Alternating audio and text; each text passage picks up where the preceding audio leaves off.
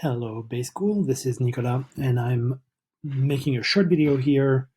Um, I'm doing a short video here to explain to you how to make a graph. Our goal is to make a graph that looks a little bit like this, except better.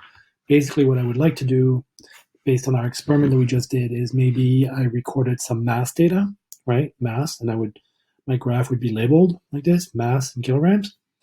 And then I have some force here in newtons. And maybe when I did water, I got the blue data. And when I had bread flour, I had the green data, right? And then I want to make the data points appear in different colors. And then eventually what I'm going to want to do is I'm going to want to make a line go through those data points. Um, so that's our goal, right? That's the goal that we have. The way to do that at a sort of like 30,000 view, the way to do that is to organize the data the way I organized it here on my Jamboard, meaning my spreadsheet, it's going to be really important that I have all my mass information in the same column, right? So this one has like 1, 2, 3, and then again 1, 2, 3, right? Because I have this one has an x of 1, an x of 2, an x of 3, an x of 1, an x of 2, an x of 3. And then I need my forces to be in different columns. If they're in the same column, they're going to show up in the same color. So in order for them to get two different colors, they need to be in two different columns. So what I did is I did, for example, the blue here in the first column, right? So you have 1, 1, 2, 2, 3, 3, 1, 1, 2, 2, 3, 3. And then you have 1, 2, 2, 4, 2, 3, 6, 1, 2, 2, 4, 3, 6. And if I do that, then they're going to show up in different colors. Okay, so that's our goal. And I just wanted to make sure that we were very clear about what it is that we're trying to accomplish. Now, so what I want to have, this is my data, the way it used to, this is something that your spreadsheet, your class spreadsheet should be something like this, where for each student, you had different objects. Maybe you had water, object 2, in this case, it's sugar. You used a certain amount of volume using the density information, you calculated some mass, and then you actually measured some gravitational force.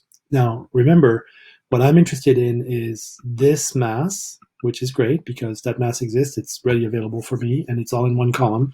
The challenge right now is that all the gravitational forces are also in one column. So if I were to graph this, they would all come up with the same color points, and I don't want that because some of them are water and some of them are sugar or beans or rice or whatever.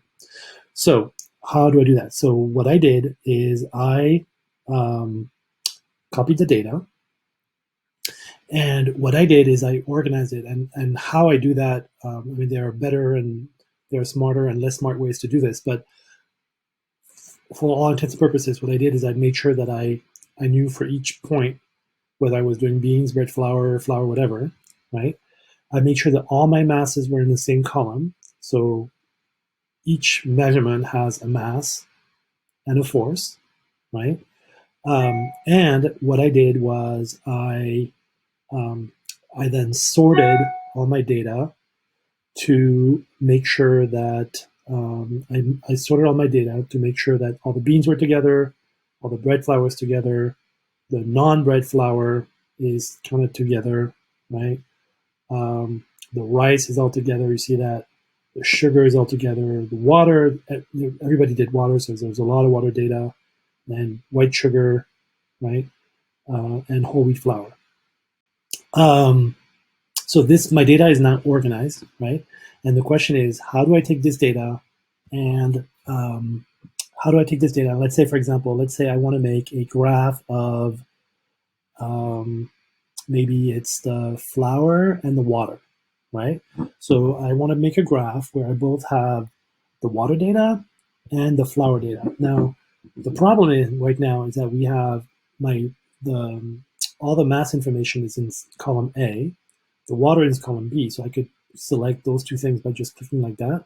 The problem is that flour is way out there. So the way to do that is to press command at the same time. So what I'm going to do is I'm going to do command.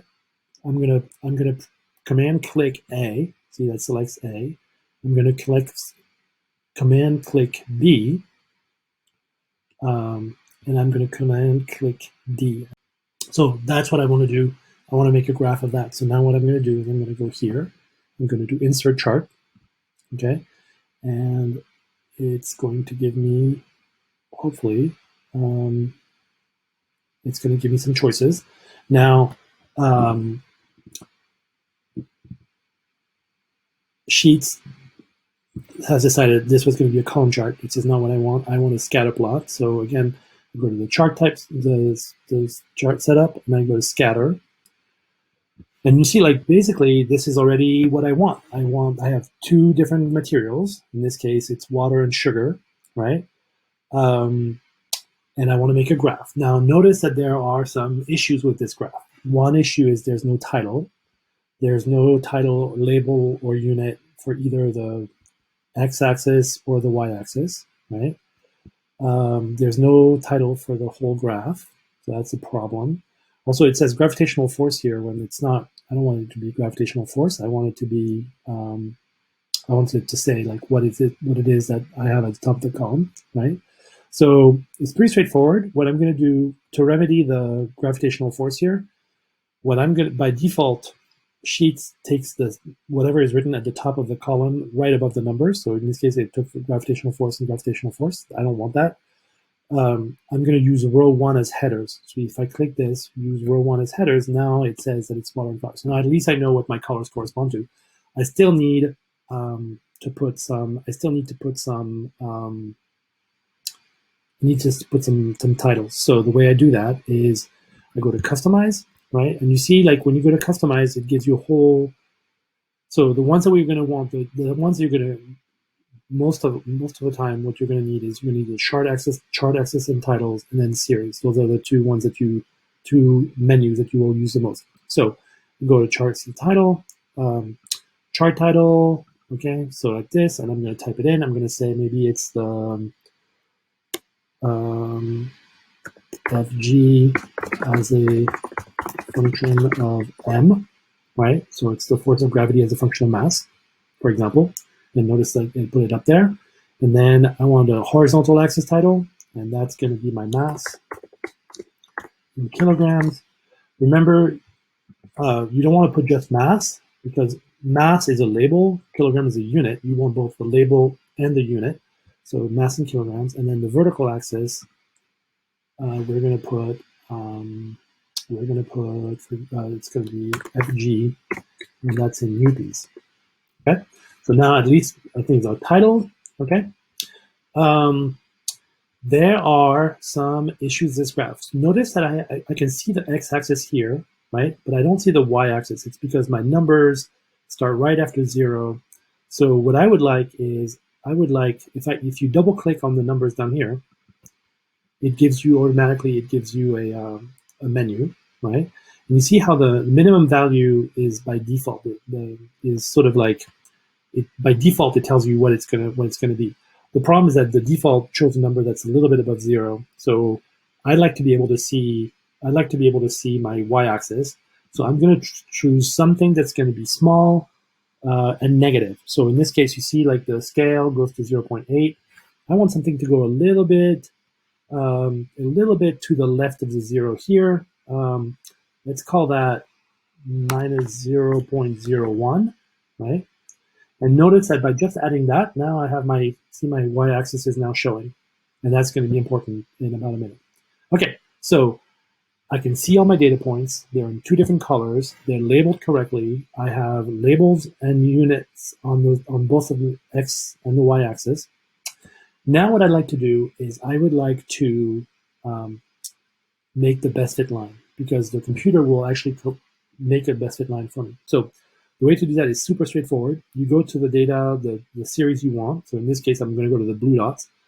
And what I'm going to do is I'm going to double click on the blue dots. Okay, so if I double click on the blue dots, again, it automatically gives me the series water, right? And if I go down at the bottom of the menu, there's something called trend line. So I'm going to click on trend line, and notice now it made a blue line. Notice that the blue line does not go through all the dots.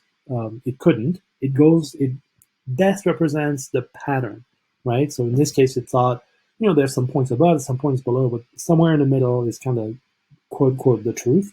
So I'm going to put the trend line, and I also would like the computer to actually show me the equation for that line. So here under label, it says none. What I'm going to say is I'm going to say use the equation. And notice now I have water and I have an equation, right? And that's the equation for my line, 9.38x plus minus 0.0218. Once on the red, thank you. I'm not sure why that wasn't. Okay, I want to click once on the red. I go at the bottom. I want to make a trend line again.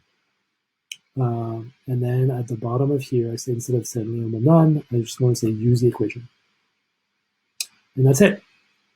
So this was a super simple, right? This was a super simple way to make a graph, right? I chose 2 data sets. I could have chosen all data sets, and I would just have to find more lines and more equation. I just chose those 2 data sets. But very quickly, you can see I can make a graph that's going to have points in 2 different colors, one for each material, with labels and units of both the x and the y-axis. And I'm going to have the computer calculate the best fit line, meaning the line that best represents the trend of the data. It's going to have the same color as the dots, and I can also point the equation. And now what I could do, right, is I could click on this. I could click on this. I could do Control Copy, for example, and I would be able to like paste that into a Word document or a Google Doc, right? If you needed to do a report, hint, you could then paste the graph. That's it. I hope it helps. Thank you.